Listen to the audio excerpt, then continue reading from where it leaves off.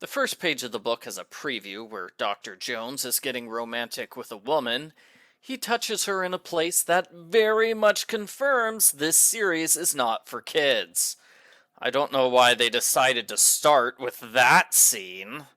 Argofunk Book Review, Argofunk Book Review. It's 1925, 3 years since the previous book. Indy is now Dr. Jones, professor of archaeology at the University of London. On the trip there, someone sends Indy a box filled with spiders. Gross. Indy's favorite student is Deirdre Campbell, a gorgeous redhead who seems to know everything about archaeology. She has a hard time keeping quiet during class. Her mother is the head of the archaeology department, Dr. Joanna Campbell. Indiana Jones is smart enough to know he shouldn't seduce his boss's daughter, so he tries to convince himself that he's not attracted to the gorgeous Scottish woman. And just like last book, no consideration is given to the fact that Indy and his love interest probably have a significant age gap between them. Dr. Leland Milford comes to visit. He's an elderly professor whose memory is so bad, it's amazing he can function in society. He has a very important message for Indy, but he forgot it. He won't remember until the end of the book, after Indy's gone through a lot of danger that could have been avoided. A suspicious man spies on Indy at the library. Indy tries to chase him, but the library really isn't the best place for an action sequence.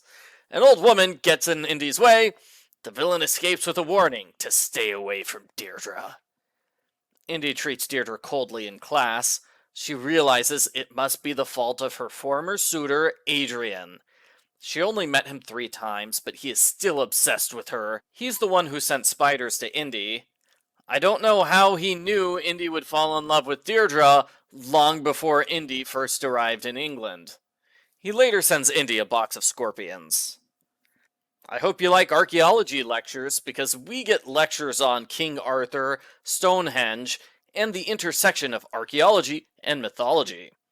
Deirdre writes a paper saying legendary wizard Merlin died in a cave in Whithorn, Scotland.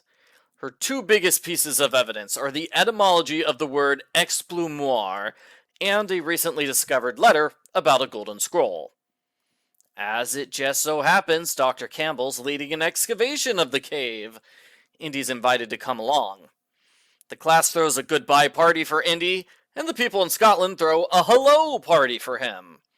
At both parties, everyone assumes he's dating Deirdre. The cave excavation begins. Indy and Deirdre start kissing inside the cave, which is unprofessional on multiple levels. Before their activities get too far, there's an explosion. They find themselves trapped in the cave, which is slowly filling with poison gas. Indy barely escapes by finding a passageway through a chimney. Indy discovers the cave-in was a deliberate murder attempt, and some people in druid robes attack him while he's taking a bath. Indy's friend Jack Shannon arrives to shed some light on the insect attacks. They're from an exotic pet store.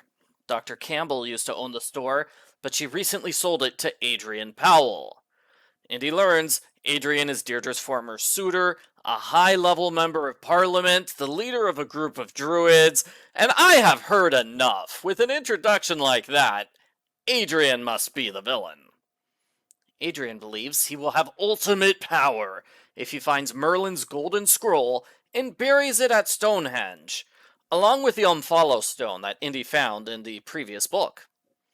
Adrian appears and reveals he's the secret child of Dr. Campbell and the local parish priest. That means he is Deirdre's half-brother. Adrian knew he was related to Deirdre, but he tried to seduce her anyway, partly to torment his mother, and partly to imitate the legend of King Arthur. Adrian forces our heroes to dig for the Scroll of Merlin. Deirdre finds an old parchment which says it was moved to a convent at Amesbury. Adrian ties up our heroes in the cave and leaves them to die from poison gas. Luckily, Jack Shannon followed the villains at a distance the whole time. He's able to save Indy and Deirdre, but Dr. Campbell dies. Indy and Deirdre go to Amesbury, which is near Stonehenge. The place is full of wild, drunken druids. They are celebrating a 2-day festival for an eclipse. Adrian excites them with a speech about his plans to get the power of Merlin. Indy gets a message from Jack, but it's a trap. Indy, Jack, and Deirdre are locked inside the convent. Luckily, they find a passageway to a hidden room with a false fireplace, which leads to Merlin's golden scroll. The scroll claims he built Stonehenge, then he time-traveled 1,500 years to ancient Greece, where he lived as the god Apollo. Then he time-traveled another 1,500 years to live as Merlin with King Arthur. He's going to time-travel another 1,500 years so he can be reborn as Gandalf from Lord of the Rings. I'm pretty sure that was just a joke, but I'm not entirely sure. Adrian and his goons capture our heroes. He gloats nothing will stop him, now that he has Merlin's scroll and the Unfollow stone. He takes Deirdre to Stonehenge, so he can kill her as a human sacrifice in his dark ritual.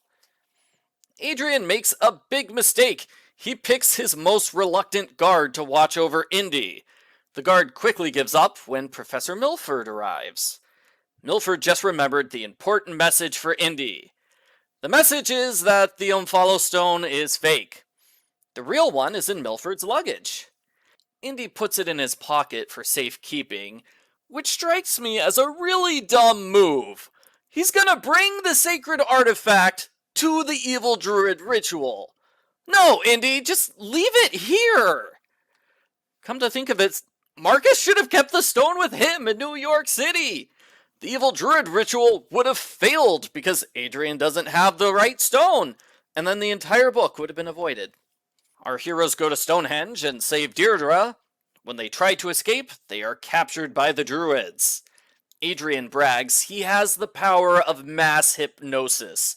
He's tricked everyone into thinking Deirdre's a lamb, not a person. They're literally incapable of seeing or hearing her. If Adrian is that powerful, how has he not taken over the government yet? Our heroes are locked in the cage. They stage another escape, and they take a horse-driven carriage to town. That's when Adrian reveals he has the power to control animals. He forces the horses to turn around and bring everyone back. So that's like 3 escapes and recaptures all in a row. Luckily, Indy has an ace in the hole, the real Unfollow stone. He takes it out and has an otherworldly vision. He sees his Native American spirit guide along with Apollo/Merlin/Gandalf. Merlin says Indy can easily defeat Adrian by giving Adrian the stone. Indy follows Merlin's instructions. He gives up the Unfollows. The stone gives Adrian such a horrifying vision, Adrian can't continue. He stabs one of his guards instead of Deirdre. The guard tackles Adrian into a bonfire where they both die. The end. Post-book follow-up. This is better than the first Indiana Jones book. Both books take too long to get to the action. In this one, it's almost 100 pages before he goes to Scotland, and another 100 pages before he goes to Stonehenge. This one at least tries to have some action sequences during the first half, with the library chase and the 2 insect scares. Other than that, the first third of the book is mainly an extended info dump about the relevant mythology, while Indy prepares lesson plans and grades papers. Most of the complaints about the book are centered around the boring first third. If this was a movie, the teaching section would be a lot shorter. I thought the stuff about Merlin and Stonehenge was somewhat interesting. A lot of it is taken from real-life archaeology. It did go on for too long. Deirdre was an okay love interest. I don't like the idea of 26-year-old Professor Jones falling in love with a college student. It would have worked better if she was a fellow professor who was in his classes in order to grade his performance. Even though he and Deirdre spend 100 pages together before their first kiss, the relationship still felt a little rushed to me. I don't buy the fact that they are soulmates. Overall, I would recommend this over the first book, but if all you want is action and excitement, maybe start reading halfway through. The story really kicks in once Adrian the villain first appears. It's too bad he wasn't introduced much sooner. I give Indiana Jones and the Dance of Giants a 4 out of 10.